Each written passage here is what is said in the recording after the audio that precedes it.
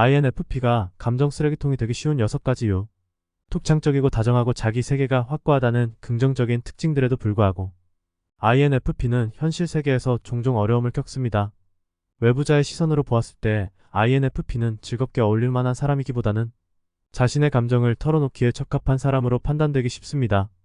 이러한 역학관계는 서로를 알고 지내는 초기를 지나 어느 정도 친밀해졌다고 생각되는 시점에 시작됩니다.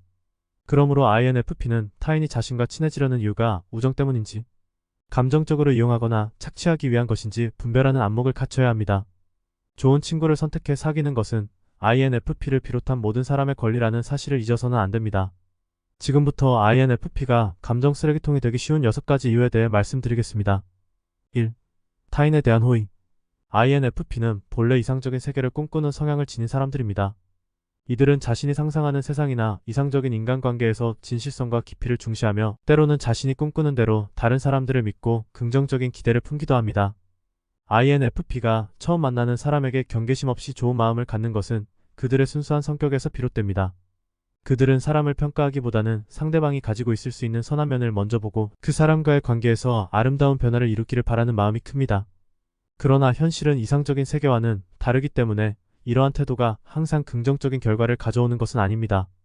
특히 인간관계가 복잡하고 때로는 계산적이며 이기적인 사람들이 존재하는 사회에서 INFP의 이런 순수한 믿음은 때로 위험할 수 있습니다. 모든 사람이 선하다는 믿음은 진심에서 우러나온 것이지만 상대방이 반드시 선한 의도를 가진 사람만은 아니라는 사실을 인식하는 것이 중요합니다. 정글 같은 인간관계에서는 선한 마음만으로는 충분하지 않습니다. INFP가 지나치게 경계심을 늦추고 상대방에게 무조건적인 신뢰를 보내면 그 마음이 상처받거나 이용당할 위험에 처할 수 있습니다. 선한 사람들 사이에서는 이와 같은 순수한 마음이 자연스럽게 받아들여지지만 세상에는 다양한 성향을 가진 사람들이 존재하므로 자신을 지키는 지혜가 필요합니다. INFP는 자신이 가진 이상적인 시각을 보존하되 현실의 복잡성과 사람들의 다양성도 인식하며 조심스럽게 타인과의 관계를 맺어야 합니다. 타인의 무례함에 맞서기 어려운 마음. INFP는 본래 다른 사람들의 감정에 깊이 공감하는 성향을 지닌 사람들입니다.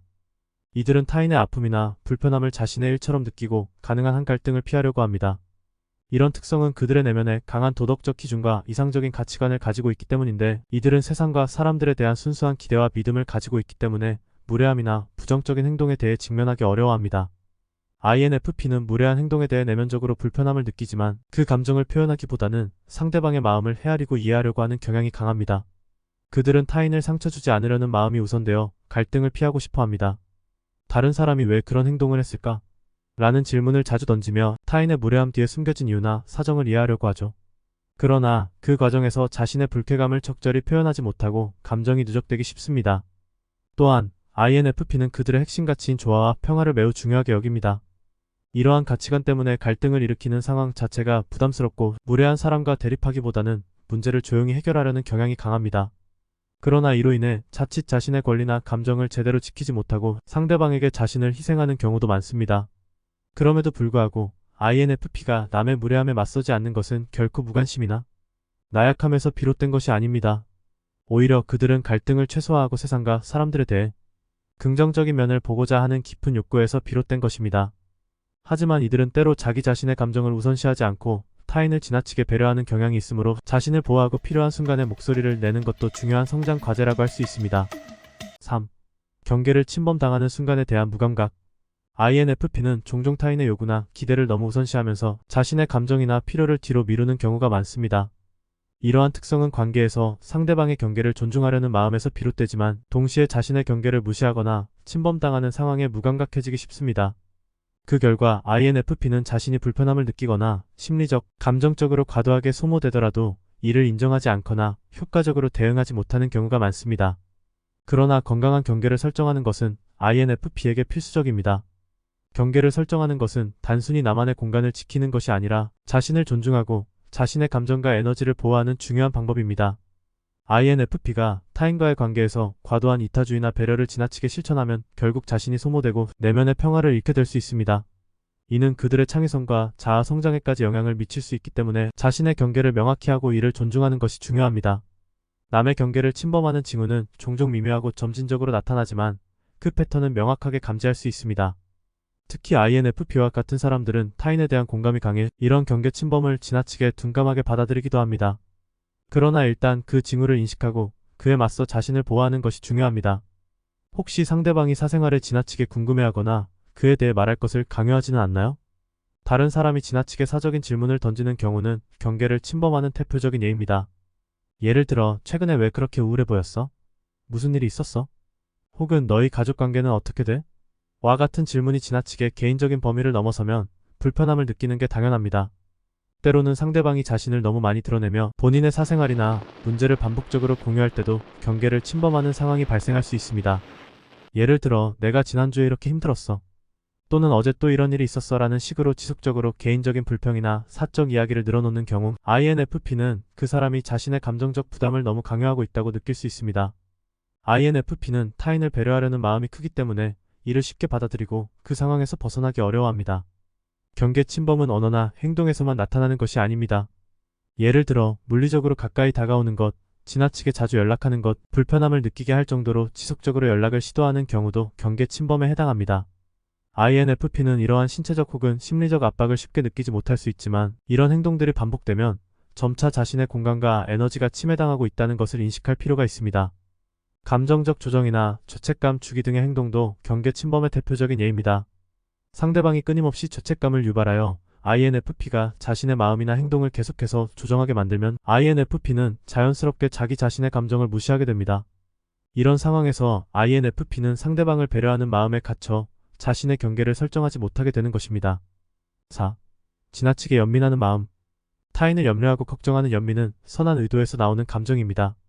이러한 감정을 통해 돕고자 하는 마음이 생기고 실천함으로 세상의 불행과 갈등이 조금씩 사라지는 것입니다. 하지만 남의 과제를 자신의 과제로 받아들이고 지나치게 연민한다면 나의 삶은 비누가 녹듯 사라져버리고 맙니다. 문제는 INFP가 타인을 돕고 싶은 마음이 지나칠 때 발생합니다.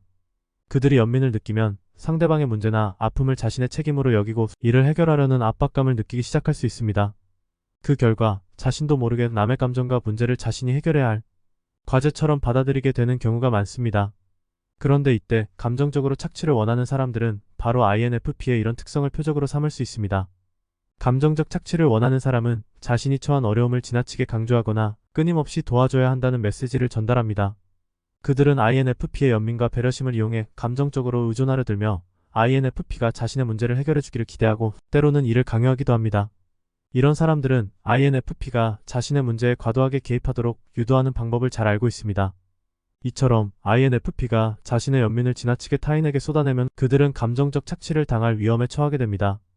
타인의 문제를 해결하려는 마음이 지나쳐 자신의 삶을 소홀히 하게 되고 결국 자신은 감정적 소진에 빠지거나 상처를 받게 될 수 있습니다. INFP가 감정적으로 착취당하지 않으려면 자신이 타인을 돕는다는 마음이 순수한 의도에서 나오는 것임을 인식하고 자신이 감당할 수 있는 선에서만 돕는 것이 중요합니다. 자신의 경계를 확립하고 타인의 문제를 자신의 책임으로 떠맡지 않도록 주의해야 합니다. INFP는 진정으로 타인을 돕고 싶은 마음이 크기 때문에 자신의 마음을 잘 지키지 않으면 오히려 자신을 소모하게 되며 그들의 이상적인 세계를 이루는 데 필요한 에너지와 정신적 여유를 잃게 됩니다.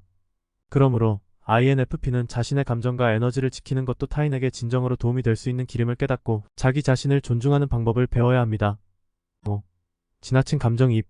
INFP는 타인의 감정을 깊이 공감하고 이해하는 능력이 뛰어나며 이 능력은 사람들 사이에서 진정성 있는 관계를 맺고 세상에 긍정적인 영향을 미치는 축복입니다. 그러나 이러한 감정이입 능력은 때때로 착취자들의 표적이 될 수 있습니다. 감정이입은 그 자체로 강력한 선의의 힘이지만 착취자는 INFP가 자신의 감정과 고통을 지나치게 받아들이게 하여 감정적으로 소모시키려 합니다. 이들은 INFP의 공감 능력을 이용해 그들을 감정적 쓰레기통처럼 만들며 자신의 문제와 불만을 지속적으로 투사합니다. 착취자는 INFP가 자신의 고통을 해결해 줄 것으로 기대하고 끊임없이 감정적으로 의존하게 만들며 이는 INFP가 자신을 소진하고 결국 자기 자신을 잃어버리게 만듭니다. 이런 상황에서는 INFP가 타인의 감정을 지나치게 받아들여 자신의 감정까지 갉아먹는 위험이 있습니다. 그들이 타인의 고통에 너무 깊게 빠져들면 점차 자기 자신의 문제는 뒤로 미뤄지고 자신이 처한 감정적 상태를 돌볼 여유조차 잃게 됩니다. 그래서 INFP는 감정이입의 능력을 잘 조절해야 합니다.